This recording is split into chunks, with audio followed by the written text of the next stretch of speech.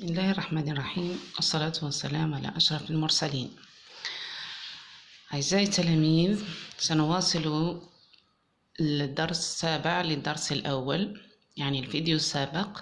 دائما راح نتكلموا باش نحيو فكرة سيكوا لو تام سيكوا لا تاز ايتو. راح نزيدو نراجعوهم شوية وباش تنحيو المشكل ما بين تاز وتام. اولا راح نعطيكم ان اكزامبل، مثال سع على فرض. الفرض كما في اللغه العربيه كما في اللغه الفرنسيه مقسوم عندنا لا كومبريهنسيون دو ليكري، تنقيط يعني الاسئله، اي لا برودكسيون اكريت. لنعرفوه ان لا كومبريهنسيون دو ليكري اللي تقولوا لها نتوما الفهم النص، فهم النص، هو نورمالمون على 13. هذه دايرته على 12 بتاتخ، ممكن نخليها نقطة على توضيح ولا على تقديم الورقة، ولا المهم هي في الحق هنا 13 نقطة، 13 بوان. وش اللي يمنعك انك تجيب هذو المينيموم لي 10 بوان، 10 نقاط لهنا. هي فهم النص، يعني اجابات قدامك، تحاول تفهم الاسئلة تلقى الاجابات هنا في النص، يعني فاسيلمون بشوية جهد برك، قراءة ماشي جهد، تقرأ النص مرة ومرتين وثلاث راح تلقى الإجابات على بناء الفكري، لا كومبريهنسيون دو تكست ولا لا كومبريهنسيون دو ليكري. هما أجوبة قدامك، 1 2 3، أشوف قداه النقطة. ألوغ على هذا راح نركز، وحبيت نعاود لكم سيكوا، يعني نبداو نتعرفوا على هذو الأسئلة. يبقى تتعدد الأسئلة والجواب واحد. ممكن السؤال هذا يطرحوه لك بقدام طريقة، السؤال هذا بقدام طريقة، صح الإجابة تبقى نفسها ما تدخوش. عطيتكم ملخص، درت ملخص هنا على الأسئلة اللي ممكن تواجهوها في الأهلية. نهدر على البناء الفكري، يعني الإجابات اللي هنا قدامكم في النص. نبدأ. Quel est le thème traité dans ce texte? Quel est le thème traité dans ce texte؟ يعني ما هوش الموضوع اللي يعالج في هذا النص. Quel est le thème de ce texte؟ Quel est le sujet développé dans ce texte؟ Quel est le problème soulevé dans ce texte؟ يعني المشكل اللي مطروح ولا اللي يهضروا عليه في النص هذا. De quoi parle-t-on dans ce texte؟ ou de quoi s'agit-il dans ce texte؟ شوفوا قدام سؤال، قدام صيغة للسؤال، هما كامل يحوسوا على لو تام، يعني الموضوع، موضوع النص. ألوغ انت كي تفهم هذا كامل، قراه مرة زوز ثلاثة توالفهم، تعرف بلي راهم يحوسوا على لو تام. سواء قالوا لك لو تام، سواء قالوا لك لو سوجي، سواء قالوا لك لو بروبليم سوليفي، والا قال لك دو كوا اصلا، دو كوا بارل سو تكست. هي نفس السؤال، يحوسوا على هذه الاجابه، موضوع النص. ثاني سؤال اللي ممكن يجي، دو est extrait ce texte، وهذا اكيد جاكم من قبل. دو est extrait، منين مستخرج هذا النص؟ معناها وشي مصدر النص، لا سورس، ماشي لوتور، لا سورس. كيما هنا راهي سيت جزائر كوم.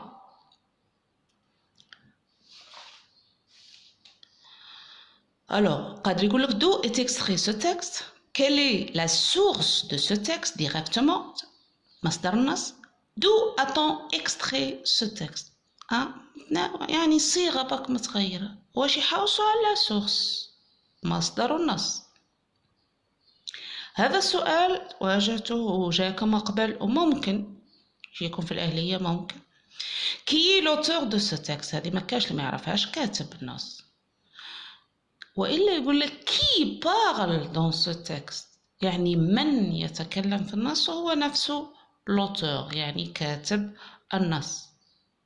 هذاري تخلطوا ما بين لا سورس وكاتب النص، بيسكو مكتوبين حدا بعضها. الكاتب النص هما اللي يبداو به، لوتور. يقول لك دابخي مثلا ميلود فرعون. السؤال الثالث رابع، relève du texte la phrase dans laquelle l'auteur exprime يعني يستخرج من النص. ديما تفكروا هذا الفعل كي يقول لك relève معناها يستخرج مش عجيب من عندك. اما كون يقول لك دون يعني يجيب من عندك. دون ان تيتر او تكست يعني راح تمد نص عنوان للنص. اما كي يقول لك غلاف ما تدوخش. غلاف يعني راهي قدامك تهزها باك تستخرجها من النص. relève du texte la phrase dans laquelle l'auteur exprime يعني يقول لك son point de vue ولا son avis ولا sa prise de position هذا كل شفناهم ولا son idée وإلا sa thèse. هذا كامل معناها تهز la thèse dans l'auteur de l'auteur. وقادر يختصر هيك يقول لك relève la thèse de l'auteur. ودايما نعاود ونقول la thèse c'est une idée معناها جملة phrase. أما le terme قادر يكون هو الاسم اسم ولا جملة اسمية ولا un groupe nominal. un nom un groupe nominal ou une phrase nominale. مثلا la protection des animaux. La protection des animaux هي حماية الحيوانات. C'est une phrase nominale parce que protection ça vient du verbe protéger. Bon السؤال اللي بعده relève les arguments utilisés par l'auteur. وهذا دائما مادام c'est un texte argumentatif اللي راح يعطوه لكم اكيد فيه des arguments يقول لك relève استخرج les arguments utilisés par l'auteur pour justifier son point de vue. قادر يطولوها لك كيما هكذا pour justifier sa thèse pour justifier sa prise de position. هذه كامل كيما قلنا les arguments الحجج اللي عطاهم الكاتب اللي يجيو بعد l'introduction. ونبداو هذا عندنا un argument le premier deuxième au troisième et quatrième. هذا فيه 4 arguments. D'accord.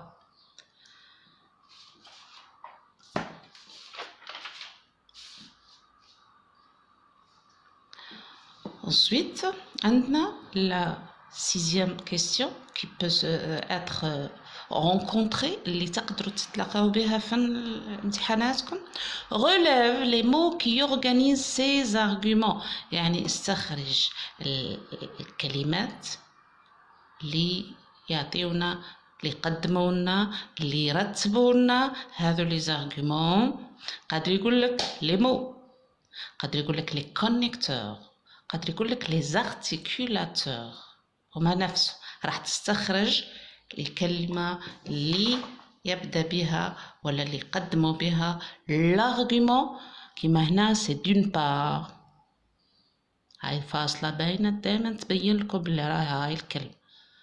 d'autre part de plus enfin إذا شرطوا لك ما عدا les connecteurs qui articulent les arguments تهز هذا هذا هذا وهذا.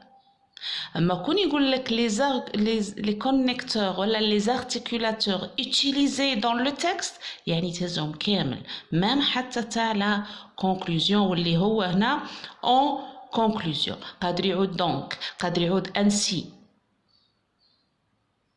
alors فرق في السؤال ما بين relève les connecteurs qui articulent ولا qui organise ولا les mots qui organisent les arguments. مخصولك اللي يقدمونا les arguments معناها تهز اللي وريته لك بيل اللي حدا les arguments c'est tout فقط. اما كون قال لك les connecteurs utilisés dans le texte c'est-à-dire tu vas prendre tout راح تهزهم كامل. وها عندك هنا أمثلة d'abord ensuite puis aussi enfin d'une part d'autre part par ailleurs en premier lieu en deuxième lieu bon هذا كامل راح نديروا لهم درس إن شاء الله. ce sont les articulateurs qui organisent les arguments اللي رتبوا بهم الحجج نتاعنا من الأول للأخير. الوغ خلاصة القول باش تفهم ولا باش تدرس ولا باش تحلل ان تكست ارغيومونتاتيف، اول حاجه لازم تعرفها لو تام، هو لو سوجي برينسيبال دو تكست، هو الموضوع الاساسي للنص. لا تيز هي فكره الكاتب، بوين دو فيو دو لوتور، ودائما تكون اون فراز. لي زارغومون اللي وراتهم تكون الحجج، واذا كاين لي زيكزامبل. هذا كي تقرا مره وزوز وثلاثه النص راح تلقاهم، والا تحاول تلقاهم مينيموم لازم تلقى لو تام لا تيز لي زارغومون. نروحو درك ان بتي انترينمون، راح ندربكم شوي نقرا الساعه، نقراو دي بتي زينونسي، ماهيش انتروداكسيون كبيره وطويله عريضه، حاولت نلخصهم قد ما نقدر باش تمتم تلقاو لو تام لا تيز، نقراوهم الساعه ومن بعد نخلي لكم فرصه صغيره تلقاو لو تام ولا تيز وتشوفوا رواحكم. Alors, le premier énoncé, les jeux vidéo, présentent le danger de nous écarter de la réalité.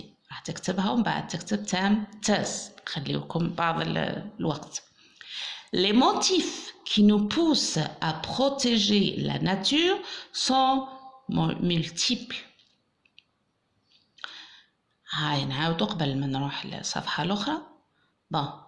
هنا واش يهدر، شو لو تام الموضوع على واش يهدر. هاي بدات لي جو فيديو، تكتبوا لو تام هنا لي جو فيديو.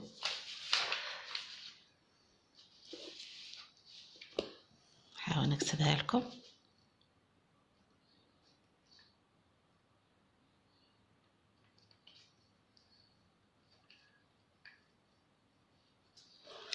هذا le thème. La thèse, c'est les jeux vidéo présentent le danger de nous écarter de la réalité. Bon, simple, très simple. Les motifs qui nous poussent à protéger la nature sont multiples. Alors هنا علاش نهضروا؟ أكيد راح شوفوا هنا protéger la nature، راح نهضروا على la protection de la nature، وهذا هو le thème.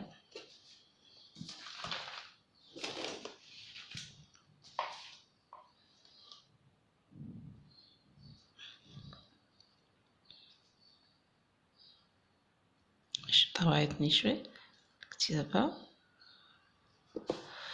la protection de la nature.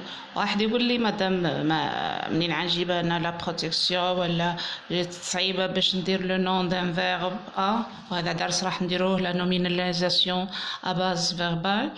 سيدي عجزت دير بروتيجي لا ناتور، هذه فكره وباينه هي قبلوها لك. بون لا تيز هي الجمله كل لي موتيف كي نو بوس ا بروتيجي لي la nature sont multiples. هذه هي la thèse. فاهمين؟ مثال واحد آخر صغير شوي طول. حاولوا نكبروا شوي الصورة.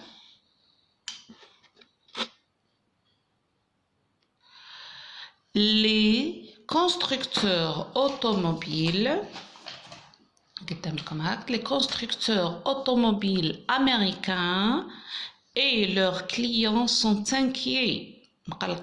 Les airbags, les airbags n'apportent pas toujours une sécurité supplémentaire.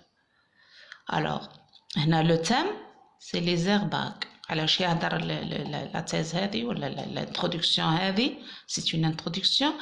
Alors, les airbags. هو le thème الموضوع. La thèse. Alors là, on parle d'une façon générale. من بعد هنا نهزو la thèse اللي راح نهضروا ليها. Les airbags n'apportent pas toujours une sécurité supplémentaire. هذه هي la thèse. Les fruits et les légumes، هذا la quatrième introduction. Les fruits et les légumes frais sont nos plus précieux alliés pour rester en bonne santé. Je وش هو لو تام؟ نهضرو على لي فروي اي لي ليغوم فري. قادر تقول لي فروي اي لي ليغوم تو سامبلومون، تحطها هنا سي لو تام الموضوع، وهذا نخليكم رواحكم تكتبوه وتحاولوا فيه. بون جي دوني لا ريبونس، مي نتا راح تكتب وتعاود تكتبها وتشوف روحك.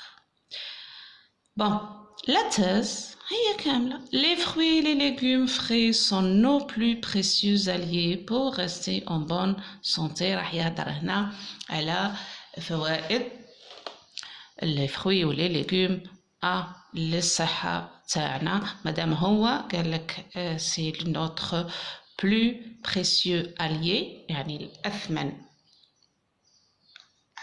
allié، راح يعطينا حجج بوركوا علاش راهو يقول هذا الكلام. راح اكيد من ضمن لي زارغومون راح يقول لك يعطينا الفيتامين، ils sont pleins en vitamines، sont pleins en fer et tout. هذا النص مش على بالي اذا باين مليح، نصغر شوي. هذا خليه لكم لا بروشين فوا تحاولوا فيه. داكوغ، مش عارفه اذا واضح ولا موش واضح. هذا نص حاولوا فيه. بون او موان حاولوا فيه ديروا لا تاز، تلقاو كيما هنا تام اي تاز. هو نورمالمون تلقاو حتى لي زارغومون، مي حاولوا تلقاو لو تام اي لا تاز ديفلوبي بار لوتور. والسلام عليكم. وما تنساوش اعطيوني قلت لكم اقتراحات، يعني فاش نبدا نعاونكم يعني بصورة خاصة.